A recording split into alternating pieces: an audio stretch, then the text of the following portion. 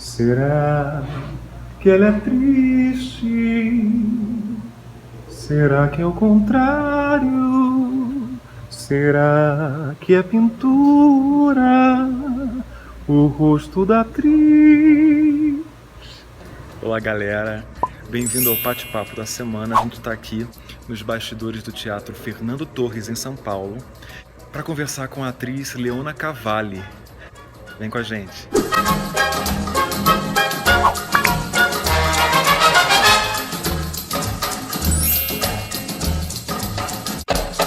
Leona tá no camarim dela. Vamos bater um papo com ela agora. Leona. Oi, Thiago. Olá. E aí? Tudo bem? Tá se preparando? Me preparando aqui, correndo, que daqui a pouco entra em cena. Leona, deixa eu falar com você. Eu queria saber...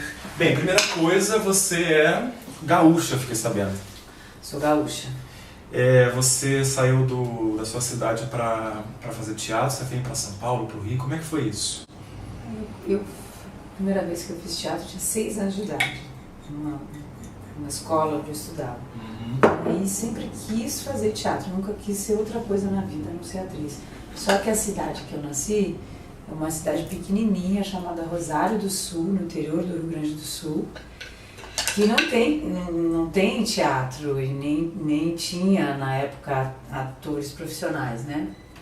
E aí isso era um absurdo, era considerado um absurdo na cidade, então foi difícil esse momento da transição.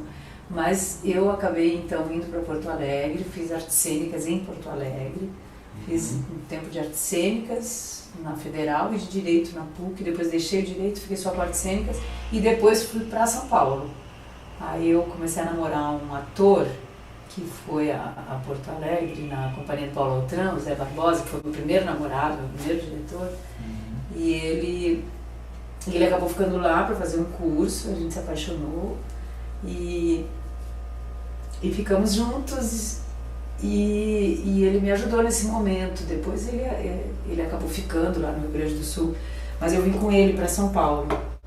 Aí comecei a minha carreira em São Paulo. Em São Paulo, então? Carreira profissional, né? Uhum. Porque eu fazia já teatro lá, né? Fazia artes cênicas, fazia teatro na faculdade. Mas a carreira profissional mesmo começou em São Paulo. E aí hoje eu vivo entre São Paulo e Rio. Entendi. A Leona está se preparando, como vocês podem ver aqui no camarim dela do Teatro Fernando Torres, para fazer um gatão de meia idade, que daqui a pouco... Gatão de meia idade, uma comédia. Eu faço 8 personagens, uma loucura. O Oscar Magrini faz o gatão, o Iaco Siderato faz o ventríloco, né, a consciência do gatão. Eu faço 8 mulheres hilárias, com troca de caracterização, de peruca, de tudo, de sotaque, claro, né, de personalidade, uma loucura. E além disso, a Leona também está no ar com uma novela que ela faz uma cantora. Fala um pouco sobre a novela, sobre essa personagem. Órfãos da Terra, da Duca Rachid e da Thelma Guedes, que são incríveis, eu gosto muito delas mesmo, e a direção do Gustavo Fernandes, e eu faço a Teresa, que é uma mulher, que é uma ex-cantora, que abandonou sua paixão pelo canto, pela arte e o seu sonho de se tornar realmente uma cantora profissional em função do casamento. Porque o marido não queria e aí ela acabou tendo um filho e se tornou incompatível a carreira com o casamento. Então quando a novela começa, ela está nessa questão de como manter as duas coisas, né? Querendo resgatar a profissão dela.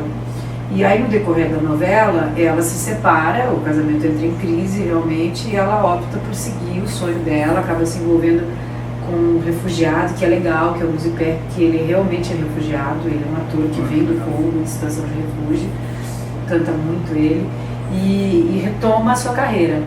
E agora, nesse momento, ela também ela vai cantar, ela é convidada para cantar na Europa sozinha, o que para ela também é um desafio, porque ela retomou a carreira com ele, então ela foi convidada para cantar sozinha. Ela teve que mais uma vez optar pela carreira. Dessa vez ela realmente optou e não pela relação. Aí ela vai para a Europa, volta, está voltando, já está no ar a volta dela. E ela assume que ela quer ficar um tempo sozinha, um tempo cantando, um tempo ela, sem necessariamente estar ligada a ninguém. O que em termos de novela, vocês sabem que é meio difícil, né? Agora me fala uma coisa. Você faz uma cantora, como você acabou de falar. Como é que é a sua relação com a música? Você é uma atriz que começou no teatro, fez cinema, faz TV. Você já cantou, você já cantava? Teve outros personagens onde você precisou cantar no teatro? No teatro eu já cantei algumas vezes, assim, em coro, né? Em coro, já fiz assim, no Zé Celso, eu fiz algumas peças lá no Teatro Oficina no começo da minha carreira, e sempre tem uma relação muito forte com o canto lá. Eu já cantei em coro. Nunca fiz um musical assim tradicional, nesses moldes de tradicional da Broadway, mas já cantei algumas vezes em cena, no teatro. E na televisão não tinha cantado, essa é a primeira vez. E aí você falou dessa personagem que vive essa relação entre profissão e casamento, falando sobre feminismo, que acho que as pessoas entendem muito mal. Você se considera feminista? Me fala um pouco sobre isso, porque essa personagem acho que tem um pouco, né? Eu acho que essa palavra é muito desgastada. Aliás, como muitas palavras, acho que existe nesse momento, né, na nossa vida, na nossa geração que está viva nesse mundo, nesse instante, nesse começo de era de Aquário, uma necessidade de uma valorização do sentido real das palavras. Isso em qualquer palavra, mesmo assim quando se fala de amor, de paz, de amizade, é tudo muito banalizado. Então acho que feminismo foi uma palavra desgastada e usada de uma forma quase deturpada no sentido de poder. E feminismo não é uma questão de poder. Eu, por exemplo, não gosto dessa palavra empoderamento, porque empoderamento significa que você não tem poder e que você vai se empoderar. E a força feminina, o poder feminino é natural. É natural, assim como o poder masculino, é uma coisa natural, né? Existe, claro, socialmente, toda uma era, anos, milhares de anos aí, de uma sociedade patriarcal, então que está tendo a necessidade de rever a força feminina. Mas antes do patriarcado já existia o matriarcado. Eu acho que agora não é mais nenhum nem outro. Agora, o nosso momento é viver a possibilidade da união. Falando só enquanto raça, né? Somente enquanto raça. Então, eu posso dizer que eu me considero, claro, uma humanista, em primeiro lugar, uma defensora dos direitos humanos. Que é outro termo que está desgastado, né? Como mulher, uma mulher integralmente, né? Com a força feminina, mas eu não gosto muito dessa palavra feminista, porque eu acho que ela é excludente. Ela já coloca uma coisa assim, feminismo ou contra machismo. E eu acho que a gente tem que pensar numa coisa, na força feminina, num outro lugar, entendeu? Que é uma terceira coisa, né? Mas naturalmente, se tiver que falar no sentido social, eu sou feminista sim, mas porém de uma outra forma. E acho que, por exemplo, a Tereza, pelos direitos da felicidade humana. É claro que a gente vive numa sociedade em que existe uma violência contra a mulher que é exacerbada, que é absurda, um preconceito muito grande. Então, aí para compensar, você tem que falar de feminismo, né? Porque tem que compensar isso. Não é possível você ter a cada 15 minutos uma mulher morta, uma mulher vítima de violência, de estupro, é um absurdo isso. Mas não são só as mulheres. Sim. Né?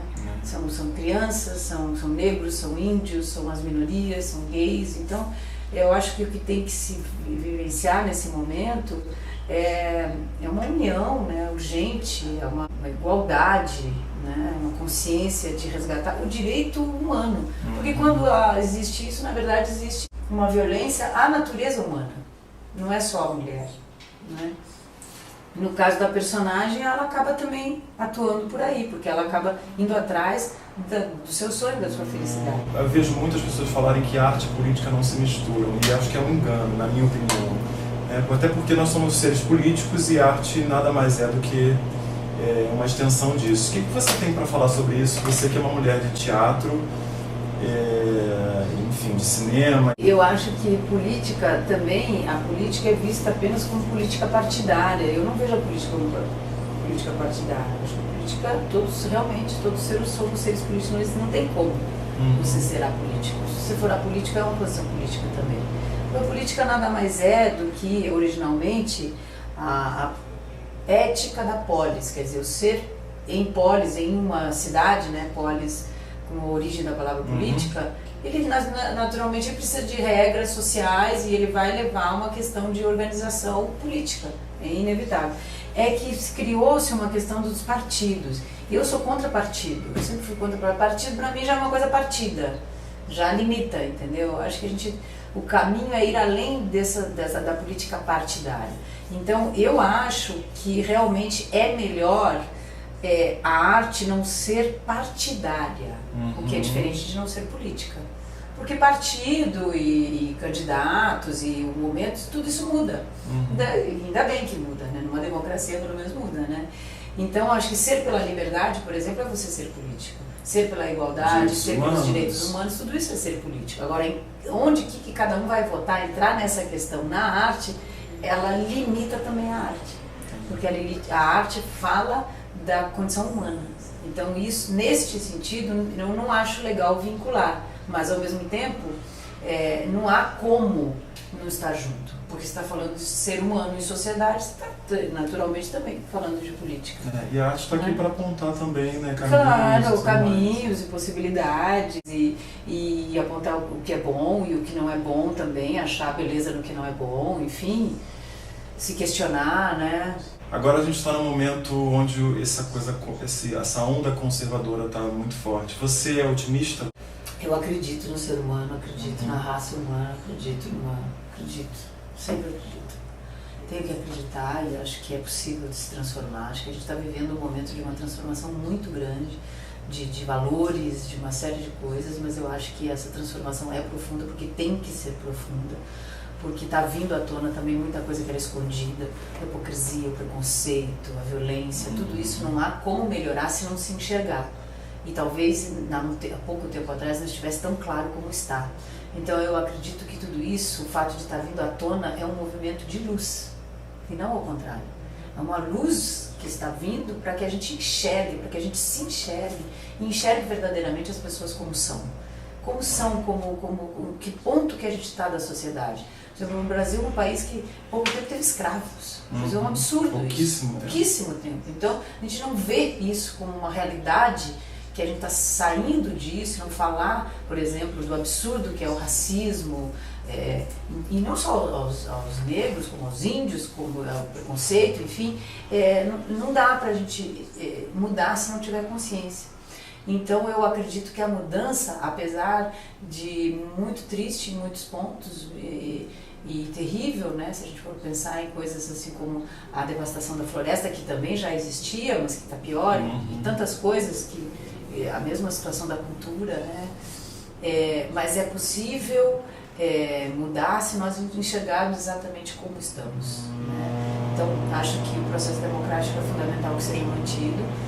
E acredito numa mudança, sim, acredito numa mudança, mas eu acredito na mudança não a partir de um partido, de alguém, de candidatos. Eu acredito na mudança a partir da educação, a partir da arte, a partir do movimento interno de transformação humana, de realmente a gente querer ser melhor, ser mais humano, mais cooperativo e, sobretudo, querer viver mais em paz, não numa cultura de guerra, onde um ganha aqui, depois o outro ganha ali, depois tem que haver uma devoração, uma violência, uma guerra com as pessoas, que eu acho que isso não há fim.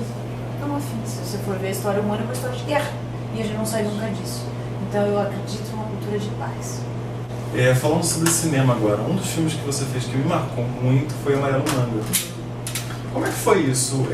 Esse primeiro convite que você teve para fazer cinema? Da onde surgiu? E como é que foi migrar, né, do teatro para o cinema? O meu primeiro convite para fazer cinema foi através do teatro. Qual foi? Foi o Céu de Estrelas, da Tata Amaral, que foi o meu primeiro filme. Engraçado que a primeira cena do Céu de Estrelas, o primeiro filme que eu fiz, é realmente a minha primeira cena no cinema. Eu não tinha feito nem teste, nem curta, nem nada. E aí eu não tinha consciência, não me preocupava com a câmera, com a luz, com o jogo de luz, nada disso. Eu me preocupava com quem estava atrás da câmera. Eu preocupava assim com você, ó. Assim, gente, com ele. Então eu fazia para o câmera, entendeu? Eu fazia para o ambiente ao vivo do teatro. E aí eu fui aprendendo, né? E é muito legal, porque é um filme muito forte, foi premiado, bastante premiado. E foi uma experiência muito intensa, que veio a partir do convite da Tata, veio porque ela me viu no Hamlet fazendo, que foi a minha primeira peça no Teatro Oficina. E para terminar, voltando ao assunto de música, tem alguma música, algum cantor que te marcou a infância, a vida, na sua casa? Tinha muito. Eu vi que seu pai era poeta. É poeta. É poeta. A música ela era presente na sua vida, na sua infância? Mas muito, né? A música sempre esteve presente na minha vida. Eu adoro música, sempre adorei. Eu gosto de todo tipo de música. Desde música clássica até percussão, bateria de escola de samba, tudo, entendeu? E sempre, para cada personagem, eu sempre escuto algumas músicas. Então, acho que o Brasil é muito rico de música, né? Muito. A música está na alma, está no ser. Se eu te pedir para cantar uma musiquinha preferida, um trechinho. Sim, é o que eu gosto de cantar. Eu sei que vou te amar, por toda a minha vida eu vou te amar. Em cada despedida eu vou te amar, desesperadamente. Eu sei que vou te amar. Eu amo, agora pra falar assim de inspirar, são tantas, né? É difícil falar. É muita gente, né? São compositores incríveis. Eu gosto de Billie Holiday, eu adoro aquele jazz, Billie Holiday, Chet Baker. Eu gosto falando de música clássica, eu gosto de Mozart, de Chopin. Eu gosto de Elza Soares. Elza Soares, maravilhosa. Eu gosto de Bola de Neve, de Cesar Évora. Eu gosto de Caetano. Eu gosto de bateria de escola de samba, uma coisa que eu adoro. Agora estou fazendo comédia, por exemplo, eu boto uma bateria de escola de samba. Ah, é? Para dar um tchan. Eu acho que a música, a gente não vive sem música, né? É impossível, né? É impossível. O Brasil é muito musical. Impossível. Eu não poderia nem dizer, assim, um tipo de música, porque depende. Eu gosto de todas as músicas. Realmente eu gosto de todas. Eu toco um pouquinho de tambor, toco um pouquinho de harpa. Que legal. E já entrei em aula de piano, mas não consegui continuar. Acho o piano muito difícil, mas amo piano. E toco um pouquinho de violão, tudo um pouquinho, gente. Mas acho que posso dizer que eu sou bastante musical. Você falou de Chet Baker. What a difference a day made. 24 little hours. Obrigado, Leona. Obrigada, querido. Muito obrigado por esse bate-papo. Prazer. Gente, venham assistir. Depois daqui vai pra onde?